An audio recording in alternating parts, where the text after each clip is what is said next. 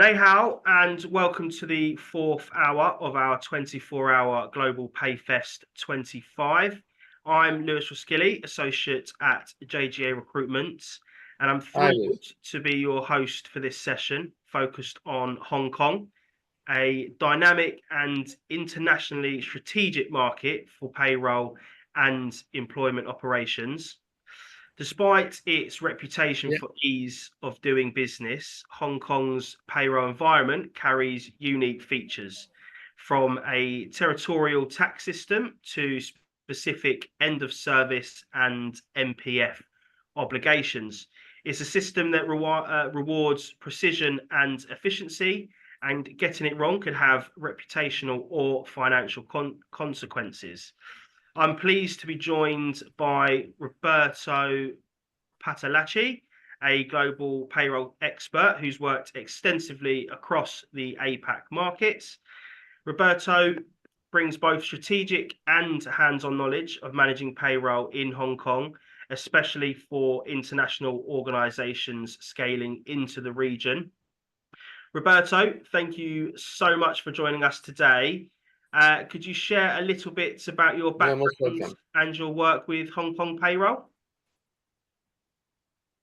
Yes, absolutely. Nice. Thanks for inviting me, and thank you, and hello everyone around the world. Yes, Roberto Patalacci. I am a global payroll manager working for multinational companies, many years of experience both in implementation and operation, and both at the first end, both as a payroll provider side and as a customer side. So I know all the aspects of the payroll, both as a provider and as a customer, and to meet each other expectations. Let's say when he is, let's say, every multinational company is marrying a best practice that could suit their necessities. Experience on APAC. Yes, I did for many years, and Hong Kong actually is one of the countries I love more because it's quite simple compared to other markets, and as you said, it's very strategic, but for international companies with the global let's say workforce opportunities. Also, because it is attractive in terms of taxation, considering that the taxation that we will talk later is the maximum percentage rate is 17% compared other, let's say, European or other global, let's say, international different region that could eat more than 50%. So yes, so a lot of opportunities, a lot of companies. You can also, if there are a combination of three different, let's say, aspects, you can also do not pay tax in Hong Kong. So it is important. It's important as a market. And yeah, happy to start the meeting. Really, happy to start to get back to you in terms of what you would like to know from Hong Kong. Thank you, Roberto. So on that, today we'll explore key features of Hong Kong's payroll system, recent updates, and like you mentioned, best practices for employers. Then we'll walk through a practical case study and finish with a Q&A session. So let's begin with your expert overview. Yes, so Hong Kong, we need to remember where Hong Kong is coming from. So it was, let's say, a part of the Commonwealth. And as a part of the Commonwealth, is reflecting its structure in a simple way, but also is a central part of Asia. And this is taking from Asia other part of the structure. So in terms of a key feature on Hong Kong payroll, there is no central payroll authority. There is the inland revenue, which one in England is called HMRC, for Hong Kong is called IRD, so Inland Revenue Department. It's very easy, very simple. And so Inland Revenue Department is, let's say, regulating and evolving right now in terms of, let's say, obligation and control for what is regarding the taxation of businesses, and in this particular case, the taxation for payroll and for employment contract. So it's very schematic. Let's say I would say that is reflecting a little bit the old-fashioned way of our in England, because I'm based in England, HMRC. So with forms, very schematic forms. There are IR 56E for new hire, IR 56F for terminations. They need to be signed. We can talk also how HMRC lately is evolving, or IRD in this case, evolving from the classic standard communication to the telematic, let's say, way to liaise with the government and with the authorities. So it can be completely outsourced to a payroll provider that can send the onboarding and outboarding information and determination. So to the IRD, or mixed mode, or leave to the companies which want to run the payroll internally as a as a as a as a on their end, without any let's say telematic communication on this case. With regards the also, it's very easy as a, let's say, taxation. As we say, that there are 5 threshold: 2, 6, 10, 14, and 17% of the this is the rate of the maximum can be tax the revenue from the payroll. And on this case, the good news and the simplicity of the Hong Kong payroll is that they are not impacting into the payslip. So basically, the employees of company, they are having and they're being paid the gross salary, if let's say assessed to taxation in Hong Kong. And on that case, they will pay only the taxation during the year and so they said annual tax declaration, once been provided by the employer on this case, with the IR 56A and B that can be sent in mixed mode or automatically from the payroll provider, or if they are made directly by every company, but can be sent directly to the companies.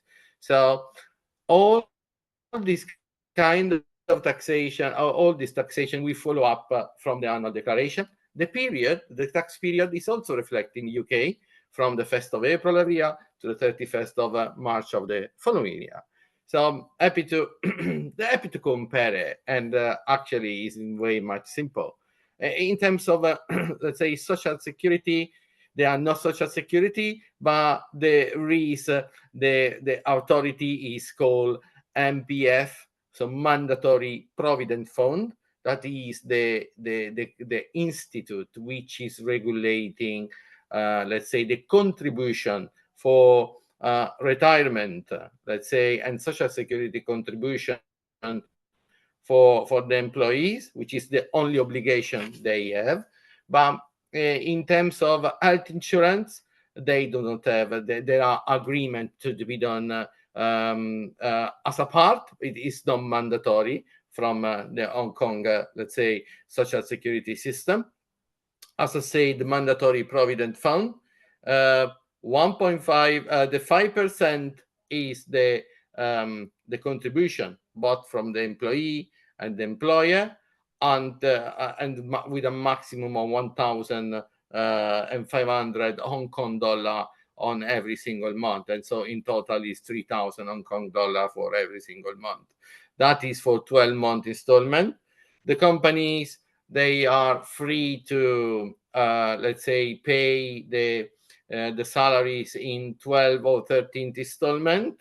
13th installment is favorite in Hong Kong, although it's not mandatory as it can be as a CBA, because in Hong Kong there are no CBA rule. It's kind of England, UK, for example. The only obligation they have in Hong Kong in terms of, let's say, CBA is the minimum salary that from May, from the next month, from Friday this week, and yes, it will be rose from $40 to 42.10 Hong Kong dollar per hour.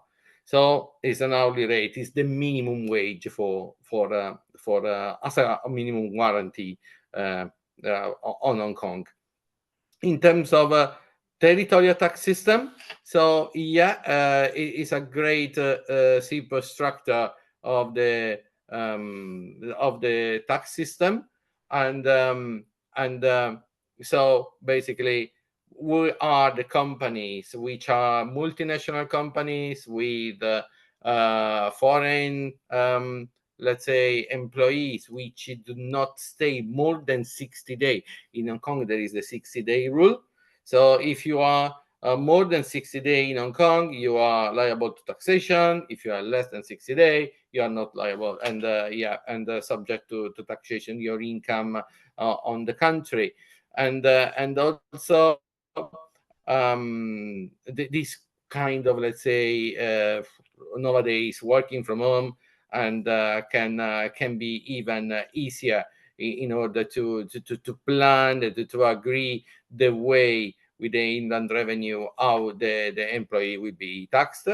In terms of, let's say, taxation, we say that there is a cap that is it is 17%, but for the salaries, let's say, is up to the 15%. There is now the consideration now, knowing and following the Hong Kong rule, to extend to the 17th even for the employees. As we said, mandatory provident contribution. Everyone working in Hong Kong has been subjected between 18 and 64 years old, and the minimum of contribution, we said, the maximum. I already talked about the maximum is 1,500 Hong Kong dollar per employee and 1,500 employer.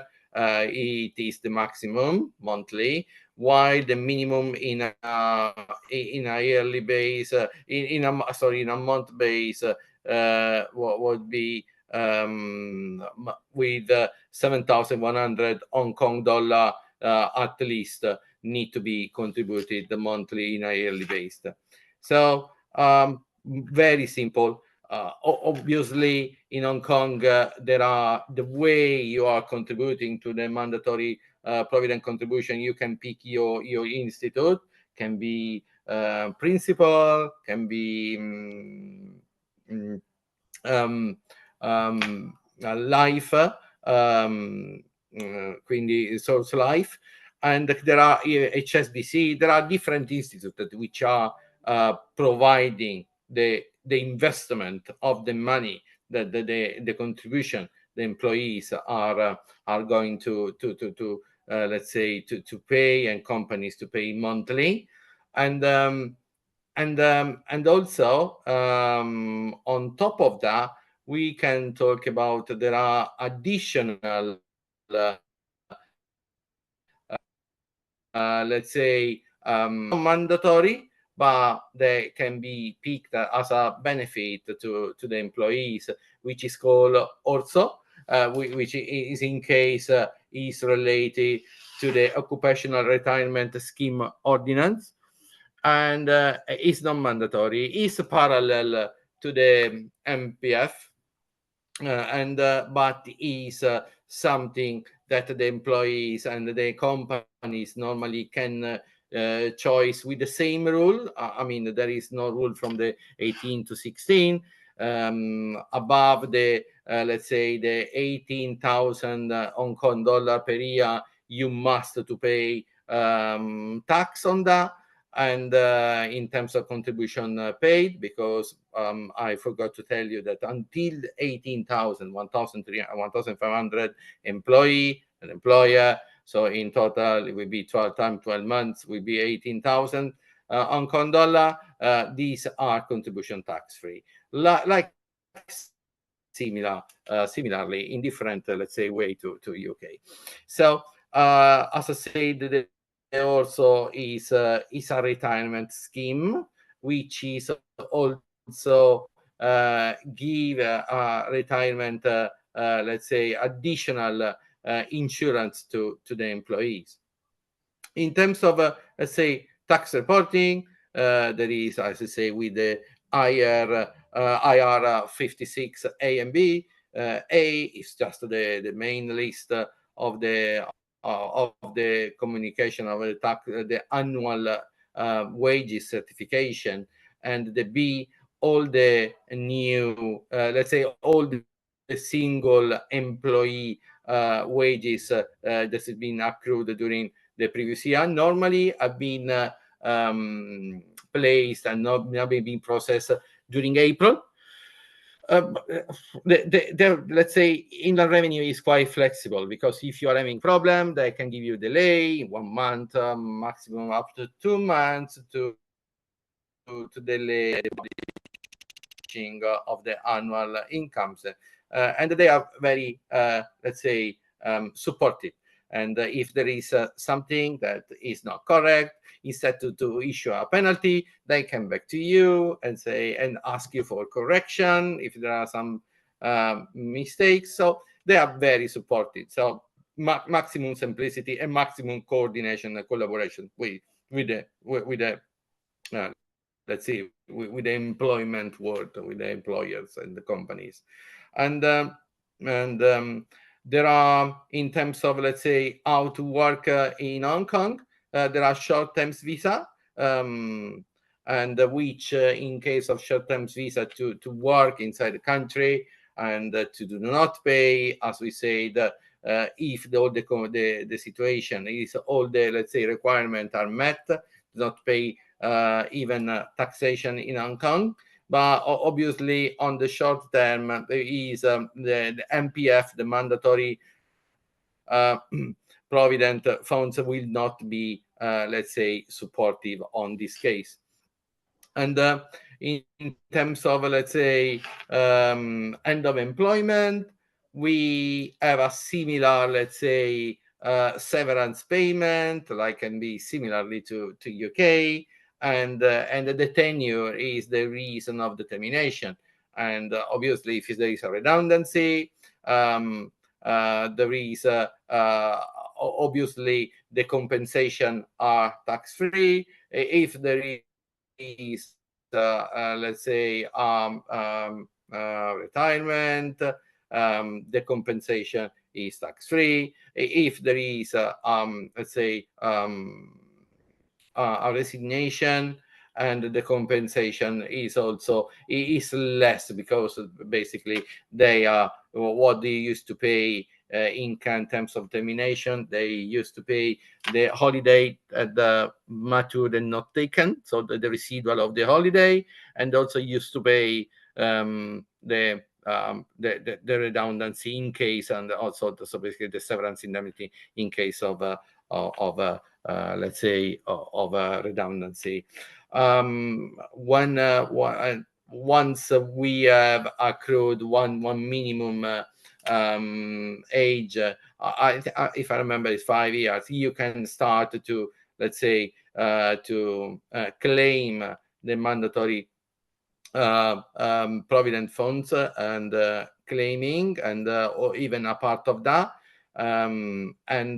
Yeah, because there are accrual made for the employees that we need to, it can be claimed back. In terms of let's say the new changes for the year 2025, there is the offset abolition, basically the employer will no longer be able to offset severance or longer service payment against NPF contribution. And another recent news is increased focus on foreign employee declaration. So yeah, on this case, in order to increase the incomes from the inbound revenue, are trying to make more control and more focus for the expatriates, and to see if the three conditions are met, and in case to subject to taxation. Also, as I said, it was health insurance is not mandatory, but they are also making us encouraging as a part of the compensation or a compensation package the optional employer contribution as a health insurance to be not taxable. Best practice. So what we can suggest on that. Yeah, as I said, the obligations to the authorities are very few. So the IR56 submission, both onboarding or offboarding and annual, they need to be, in terms of onboarding and offboarding, they need to be done by the last working day. So one characteristic, for example, if I need to terminate one employee the 15th of the month, I need to pay, and everything need to be paid by the day, and the termination, the mandatory communication need to be done by the last day. Otherwise, can be subject to, let's say, to rectification. As I said, is unlikely unless there is a completely not collaboration and partnership between Inland Revenue and the employee and the employer to fall in a, let's say, in a late communication fees. In terms of payslips, there are no, let's say, specific structure. Payslips are very simple because they are listing the compensation, all the compensation, the deduction for MPF, the net pay, and also the contribution of the MPF as an employer.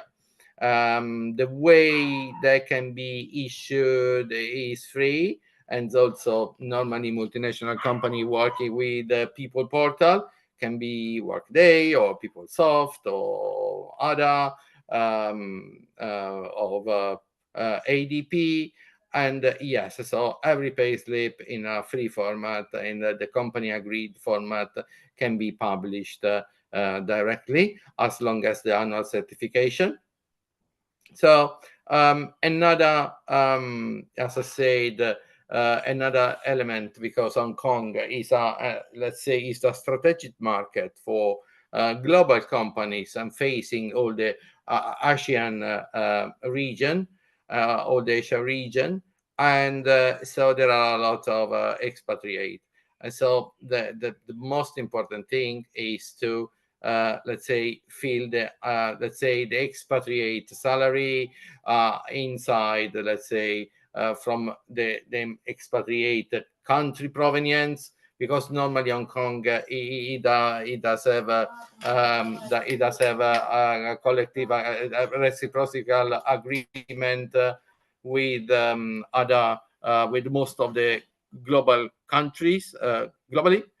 And so yes, so we need to check from every single country which is the let's say, the global taxation, if it need to be taxed on the country of provenience. So that is a one point of consideration. Normally the big four can help you to support on this step.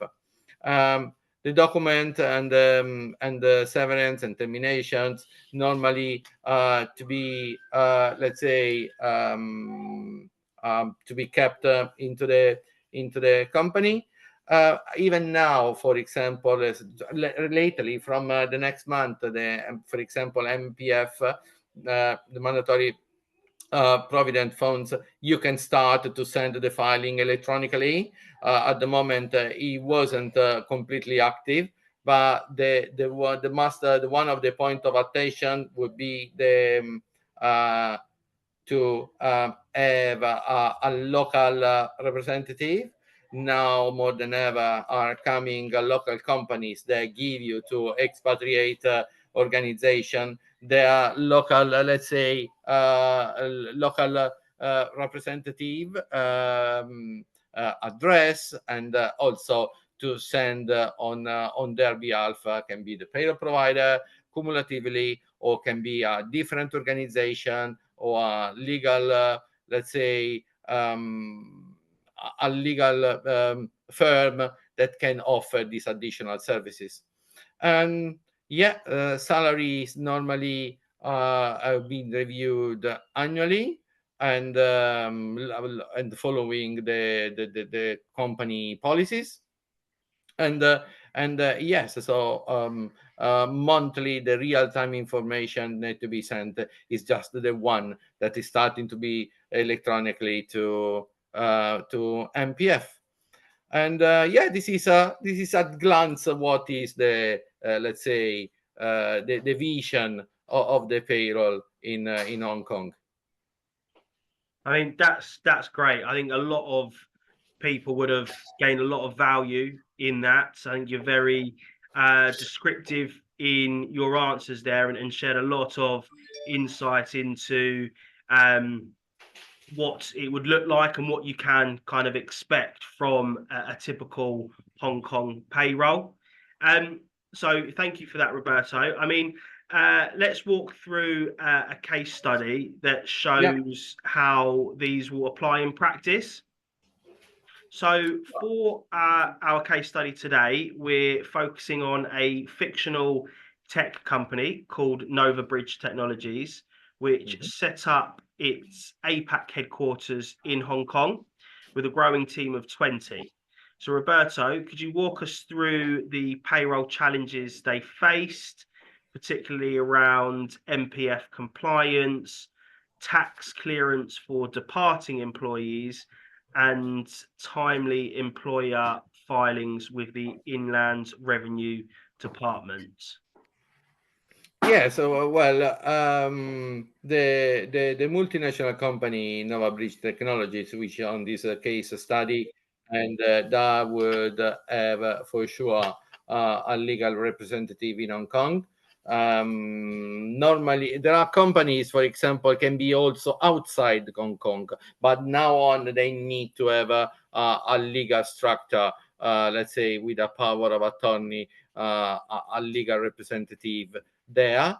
Yeah, in terms of challenges they are facing, they need depend of the case, if the company with the Nova Bridge Technologies is a part of a multinational company, and then this multinational company, it could have the same payroll provider as a unique outsourced provider globally, rather than can be a payroll provider that's being picked up locally. And in both cases, they agreed in terms of, let's say, in terms of, let's say, a structure of their 20 employees they are having, and also for the mandatory contribution, because all the employees, if all the employees are, let's say, as a headquarter, would imagine the employees are based in Hong Kong, and so to consider the taxation and the taxation clearance for the employees, they are moving from outside Hong Kong, which they will lose all their benefit. And yes, because what we didn't talk before, the benefit there are, let's say, with the low and the cap of the 15% is for the employees that are, let's say, residents in Hong Kong. As a taxation clearance, they need to pay the difference. And MPF, in terms of, let's say, um, in terms of MPF, I would say, um, Yes. So I don't know if you would like to have also some information on the MPF.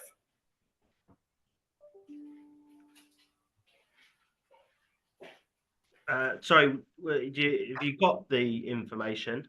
Yeah. So basically, that's the point is, Luis, to we, as I said before, we can in Hong Kong can also be offered also in terms of, let's say, private pension scheme Hmm. retirement instead of, let's say, the classic MPF. They are working in parallel with the MPF contribution.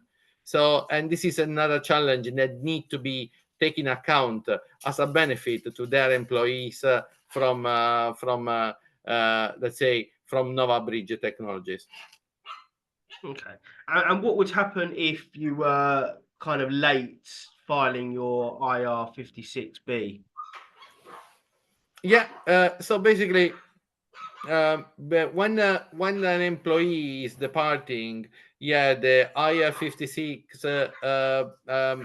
G need to be, let's say, need to be submitted. What is the 50CG? So is the final, let's say, communication of the termination of an employees. And so on that moment, inland revenue is checking if the employee is going outside the country, or if the employee is going to be rehired from another company in the country. In this case, it does have 60 days to be rehired on the country in before to lose all the, let's say, all the residence tax, let's say, reduction. Perfect. And if they were to incorrectly do the MPF contributions for casual workers, how would that affect Nova Bridge? Yeah, so casual workers and MPF contribution, there are the, let's say, they can be excluded from the MPF contribution. Depend of the length. So if I am a casual worker that I'm more than 60 days inside and working for the company continuously, so I am obliged to pay the contribution. If not, they can be excluded. So that the 60-day rule and the way, let's say, a casual worker is considered is the length of the period is working for the company. Because as I said, the employee rights are not so strict like other countries. But what is important for them is for one person that is working, let's say, for a certain period, which is more than the minimum period that is allowed on Hong Kong, they need to pay contributions. Okay, so if there's freelance admin staff that were paid without the proper MPF deductions, do you know, or could you sort of give an insight into what kind of violation or what contribution rules would have been violated by Nova Bridge? Yes, the in case will be the MPF contribution.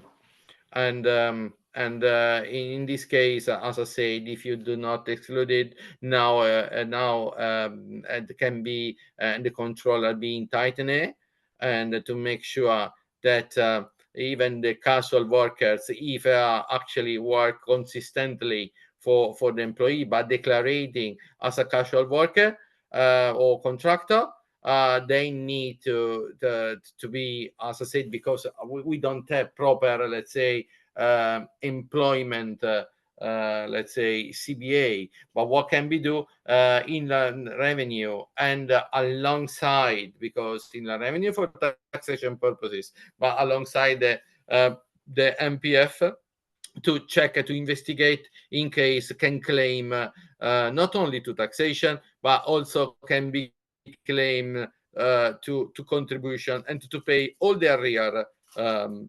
the MPF, let's say, to the Provident Fund Institute.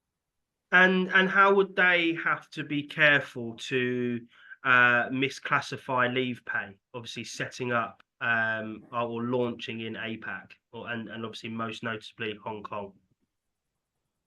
Yeah, well, to be careful is to have from my point of view, is because it's so let's say is so simple and is so attractive. To be careful, need to have a legal representative, and to have a payroll provider that, with the evolving with the legislation, can send a mandatory electronic communication on behalf of the employer, and to have a clear contract agreement with the employees if they are stable structure of the organization in Hong Kong. Okay. And so if we discuss one of their next challenges, and they misreported a paid leave as allowance instead of regular wages, skewing tax and MPF reporting, what kind of effect, detrimental effect even, could that have on Nova Bridge? Yes, I mean, the paid leave, consider, we normally in Hong Kong, the paid leave is not an additional in top of the salary. So if I have 20, let's say 24 paid leave, let's say benefit on the part of the contract for Hong Kong, and if I go on leave for 5 days, my salary is being covered. And this is included on the paid leave, so there is no mandatory communication on the pay slip on the additional, let's say, contribution on that, because the contribution will be the and the MPF contribution will be what is a compensation. A compensation can be the base salary plus gross salary, obviously, plus bonuses or commissions, but the paid leave wouldn't be on top of that. But the paid leave normally is being paid, as I said at the beginning, when there is a termination incurs. And if you are terminating an employee and without pay, let's say the holiday not taken balance, that paid leave is a compensation to be on top, and if it's not be declared, can be sued by the employee. The employee can go back to IRS, can go back to the MPF Contribution Institute, they have let's say relationship, because as I said, can be principal or Manulife or HSBC, and so they can claim it back for the payment. And this is the only critical point to look after. Okay. And if we're talking about kind of late filings, what kind of penalties could Nova Bridge be open to from the IRD if they were to file IR 56B late or annual employee returns late? Yeah, so if, as I say, that the important is to have a relationship with the IRS in terms of, let's say, IR filings. I'll give an example for the company I currently working. So we, although the let's say the mandatory deadline will be the end of April, we ask for a delay until the 2nd of June, and until 60 days they can be done. In case of not, there are let's say, if there is no communication, even for the late termination, the late onboarding, is the penalty is not automatic, but if it's being discovered, the penalties and the fees of the miscommunication, they are very, very, very salted, let's say, and quite expensive. So my recommendation is to is to be timely on the monthly or annual communication, onboarding and offboarding communications, because otherwise you could incur, even if, as I said, if you are just sending a late communication explaining the reason why, it's more likely that the IRS, the IR IRS he will not send you a penalty, because their interest is to keep happy the employer. Yeah, but if they are missing completely deadlines, the tax and the penalties and the fees are very high. Brilliant. I think you've were able to share there kind of some real good examples of what it might look like for an organization setting up, and some real kind of typical or likely challenges that they may face, and giving them a brief insight, and the viewers watching of how they could tackle that, and some things to really keep an eye out for. So thank you for that. Now lastly, there's been a lot of questions posed to us as we're doing the Global Pay Fest 25. So just to wrap up our session here on Hong Kong, let's dive into some of those questions. Yeah. So, how can we avoid, or can we avoid MPF if we offer a private pension scheme instead?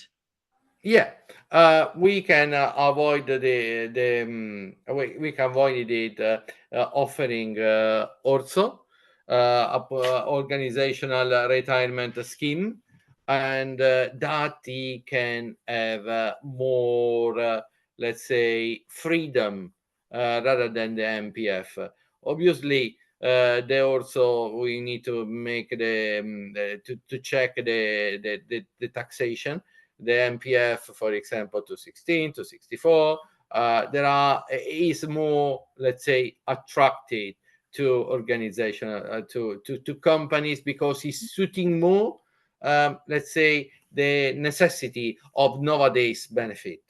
But because we must remember that compare, let's say, a few years ago and now, the salaries are being made, not only so, or the salary package has been enhanced of benefit, and one of the benefit can be offered, they are reflected to the also, which are always, they are now more and more, let's say, be offered aside of the, let's say, the MPF. And obviously you need to,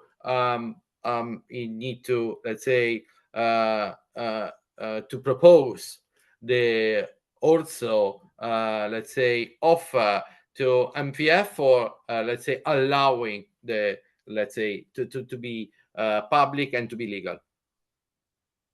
Perfect. And what I found quite fascinating is the pay slips. So is it really okay not to issue pay slips? Yes. So I mean, depend how the people portal is. Depend from the organization.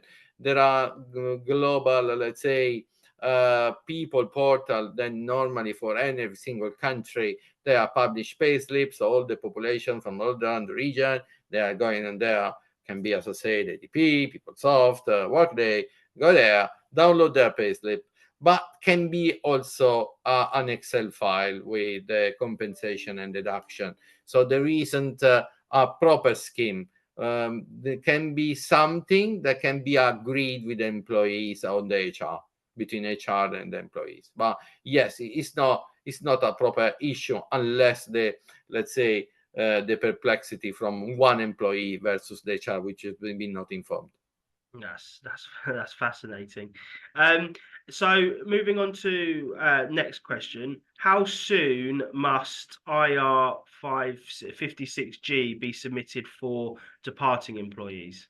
Yeah, need to be submitted by the day of the termination, because every single F and G need to be submitted by the day of the termination.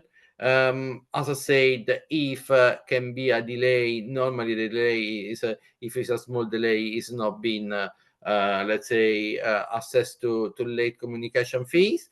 But what is important, what is asking for the few form that they are available for the employees, that to be timely.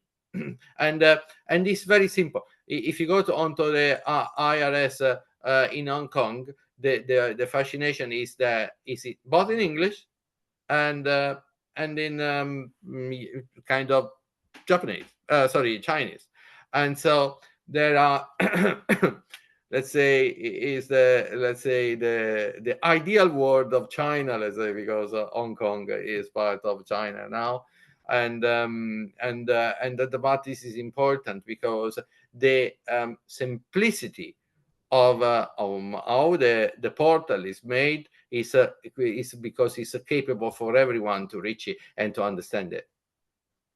Great. And can bonuses be excluded from MPF calculations? If the part of the bonus is exceeding the 1,500 Hong Kong dollar employee, a $1,500 employer, so total 3,000, yes, if we can be excluded unless there is an also which is including is another benefit. Let's say the employee can claim to be assessed also to contributions. Perfect. And lastly, what happens if we underreport salaries to the IRD?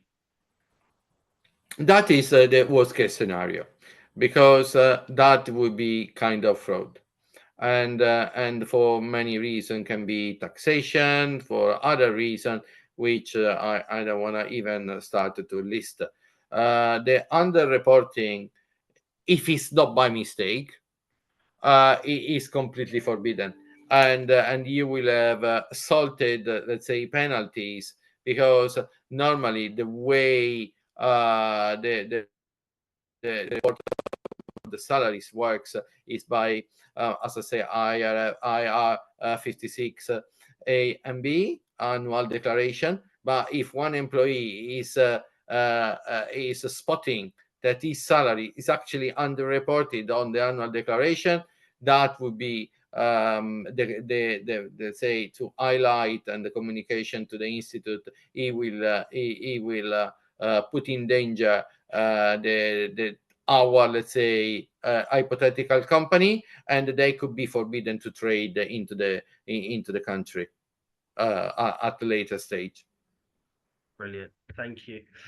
Well, Roberto, thank you so much for your insights. I think I've certainly learned a lot. I know there'll be a lot of viewers that can take lots of information, or if they need to, or going through this process of setting up an entity in Hong Kong, they can review this. And take some real good notes from what you've shared there. So do appreciate that. I mean, Hong Kong's payroll system is streamlined, but its compliance requirements are no less demanding, especially when it comes to reporting MPF and expatriate management. So Absolutely. to our audience, thank you for joining us for the Hong Kong session of Global Pay Fest 25. I hope this gives you the actionable insights as you navigate the region's payroll complexities. Don't forget, this and all our other sessions will be available on demand. So coming up next, we'll be heading to China, where we continue our journey through the world of global payroll. And Roberto, any final thoughts before we wrap up?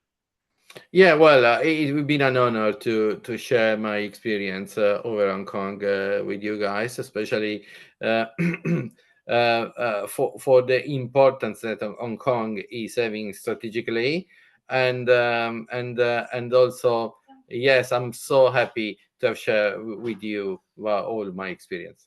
Thank you. Brilliant, brilliant stuff. Well, I'm Lewis Roskilly. We've been in Hong Kong, and bye.